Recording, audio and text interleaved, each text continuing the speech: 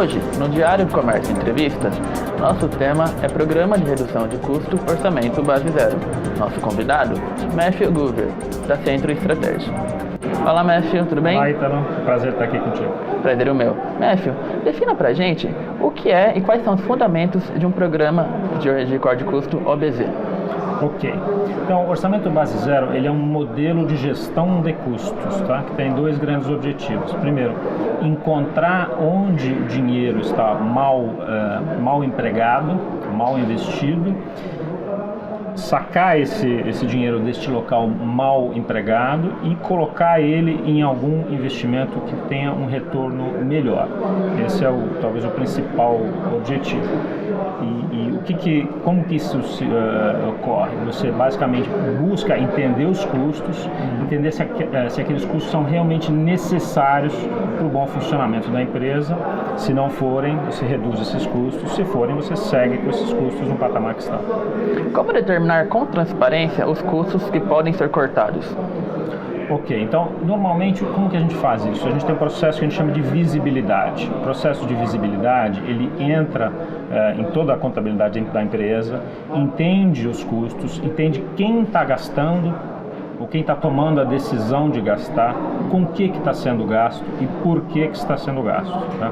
Além de fazer isso, isso permite uma análise qualitativa dos custos. Mas além dessa análise qualitativa, essa análise de visibilidade, ele permite você ter comparabilidade de custos, tanto dentro da empresa, seja historicamente ou comparando um departamento com o outro, ou comparando com empresas fora, né, empresas externas, outras empresas, né, o que é o chamado benchmarking. Então essa comparabilidade ajuda muito a estabelecer, a entender se os custos estão dentro de uma meta razoável. Geralmente, quais áreas da empresa têm maiores potenciais de redução de custos?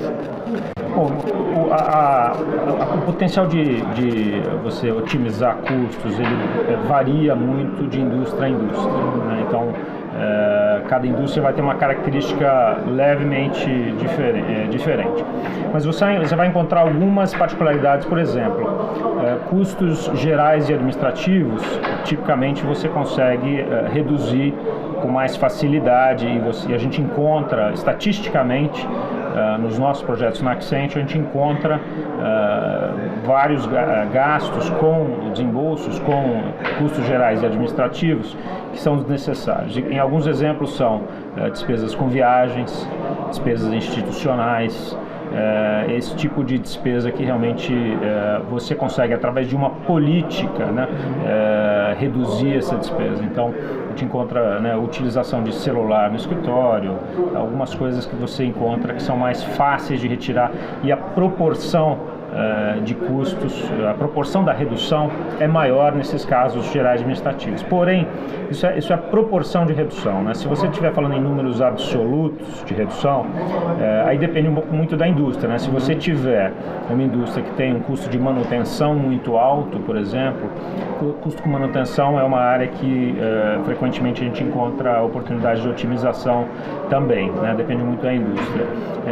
Em geral, custos fixos são aqueles que a gente consegue otimizar, porque muitas vezes eles não estão bem vistos, não estão bem analisados, não tem um indicador que acompanhe, não tem uma rotina de acompanhamento que seja mensal, não tem uma governança de liderança, não tem metas atreladas, não tem metas para pessoas e não tem incentivos para certas pessoas reduzirem esses custos fixos. Então, em geral, custos fixos são os mais, quer dizer, que a gente encontra maiores oportunidades de otimização. Depois que todos os custos são cortados, o que mais a empresa pode fazer para melhorar a eficiência?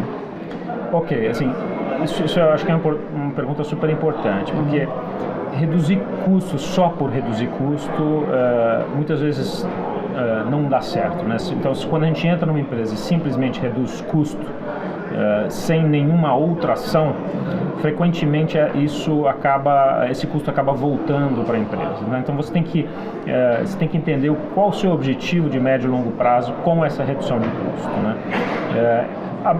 O ideal, e no Brasil talvez nos últimos 2 anos isso tenha sido mais difícil, Mas a verdade é que o histórico dos últimos 10, 15 anos no Brasil é um histórico, com exceção dos últimos 2 anos, de crescimento, onde você busca reduzir os seus custos, na realidade, para empregar o dinheiro em algum investimento que dê um retorno melhor, né?